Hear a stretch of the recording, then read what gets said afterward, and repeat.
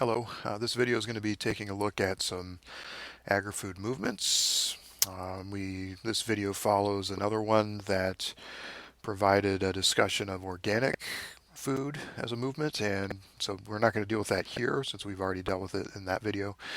So we're going to be looking instead at some of the alternatives. One of the things we noted in studying organic agriculture is that it has started to become so successful and big that uh, it's beginning to look a little bit like the conventional system in terms of who are the major players. Big agricultural companies have kind of taken it over, and so people are starting to think of some other options.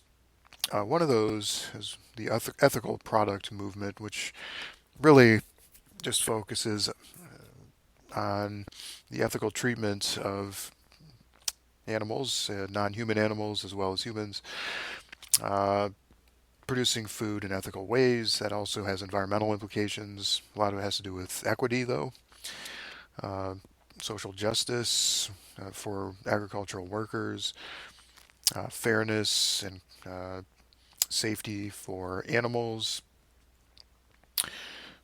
So certainly the ethical treatment of animals is one of the central concerns in this movement.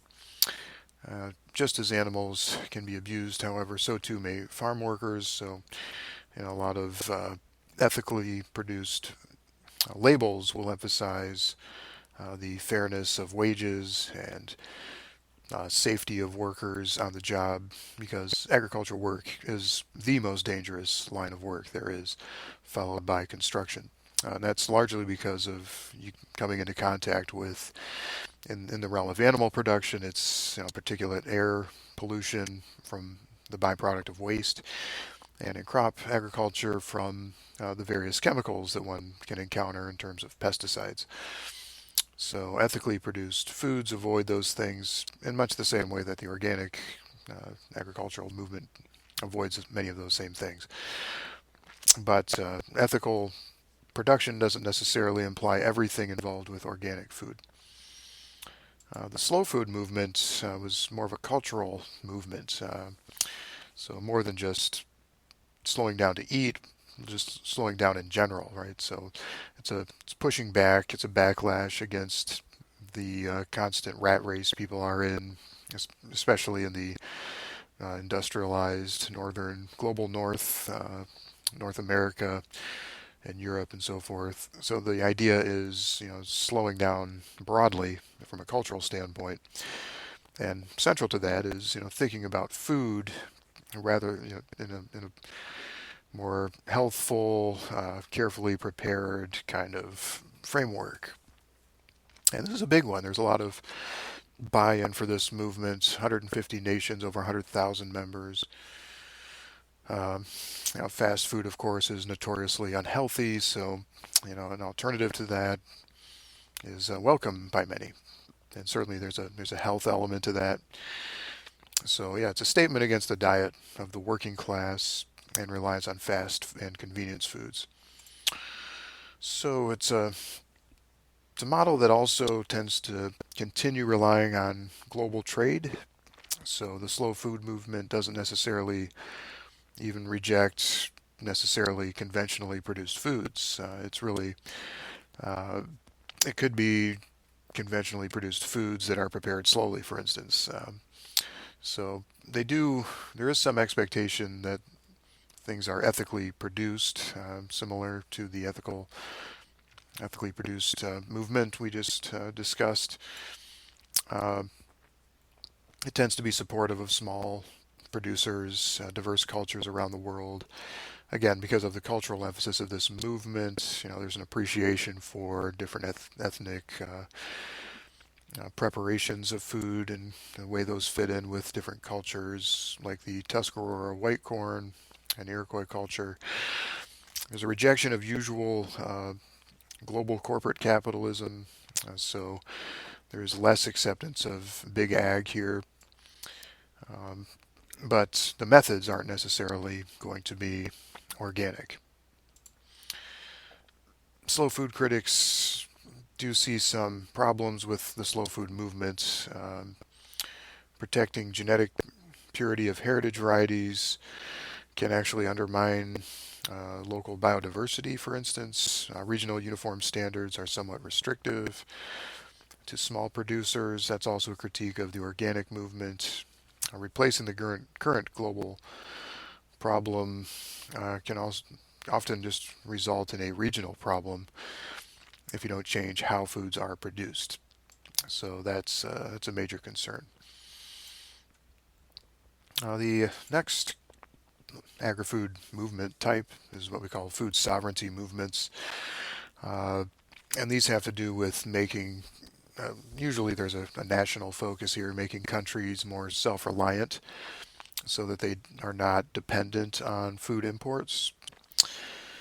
So we're seeking to promote food security on one hand, and this requires a rethinking of global trade because, for instance, a lot of developing or less developed agricultural countries will depend primarily on the export of commodity agricultural products. Those include things like textiles or tobacco or coffee. And those items, while they may return an investment, often they don't, unfortunately, leaving the farmers very poor.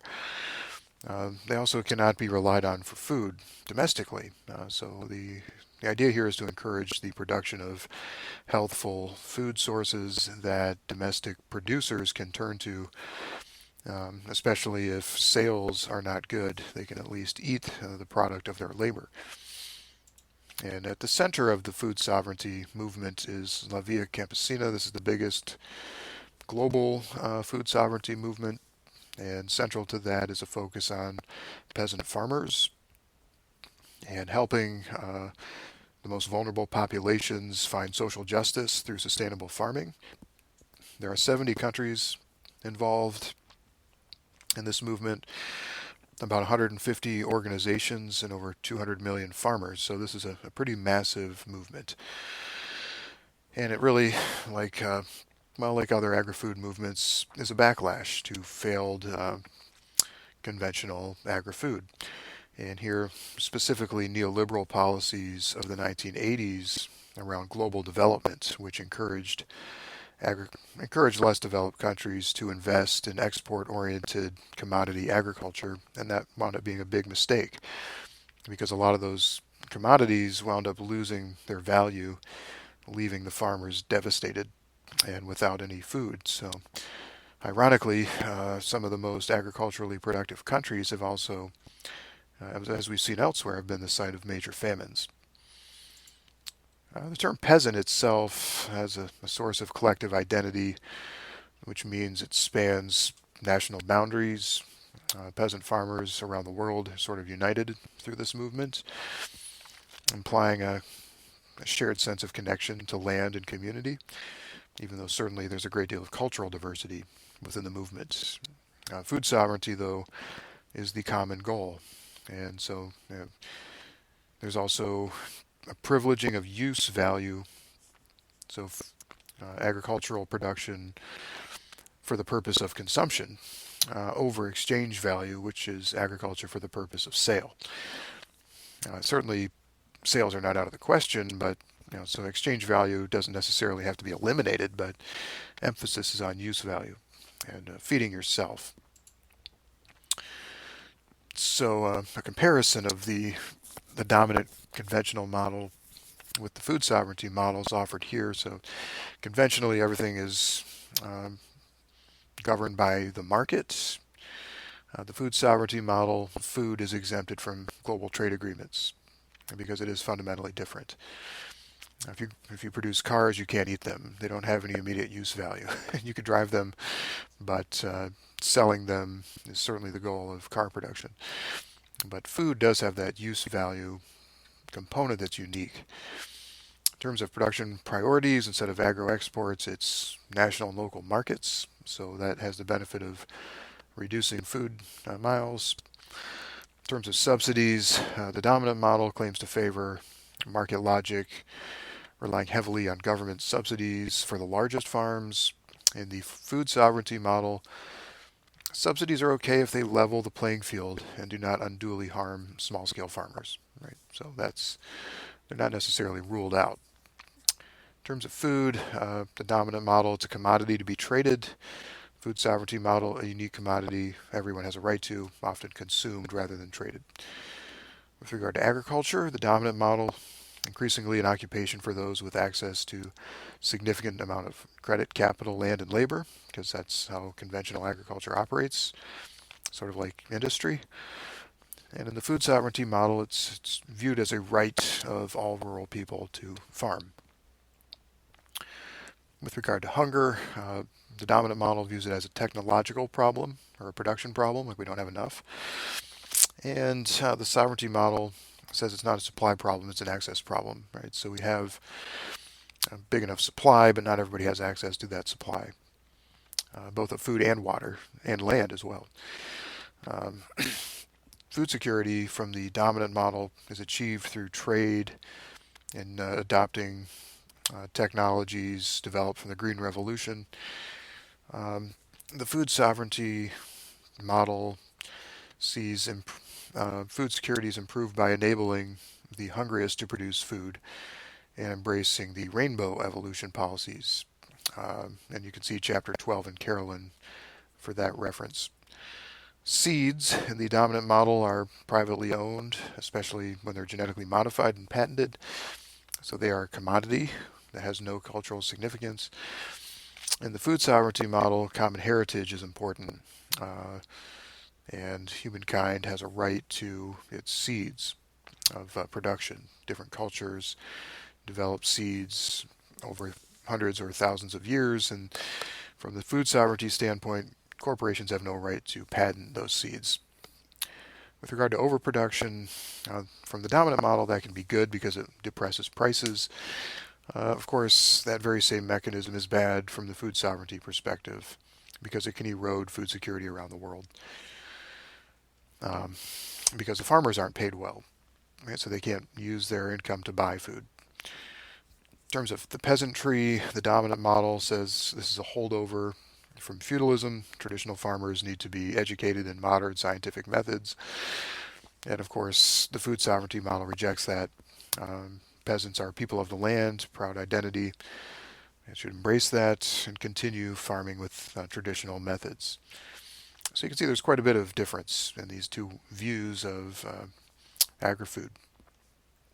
And finally, the local food movement, which we're going to devote a separate entire week to that discussion, but its focus is on closing the distance between production and consumption.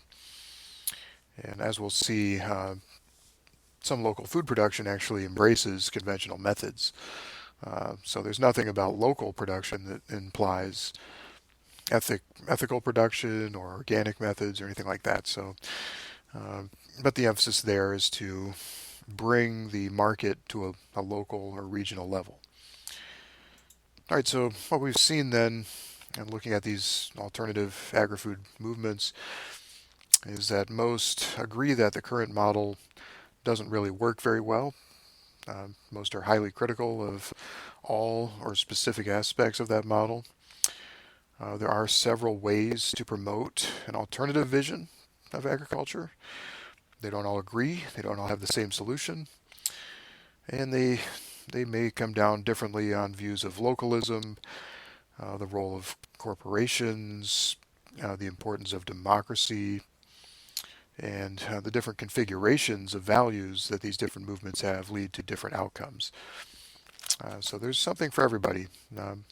There's no reason, in other words, to just simply be resigned to accepting the dominant model. So that's been our discussion of agri-food movements and networks, and thanks for watching.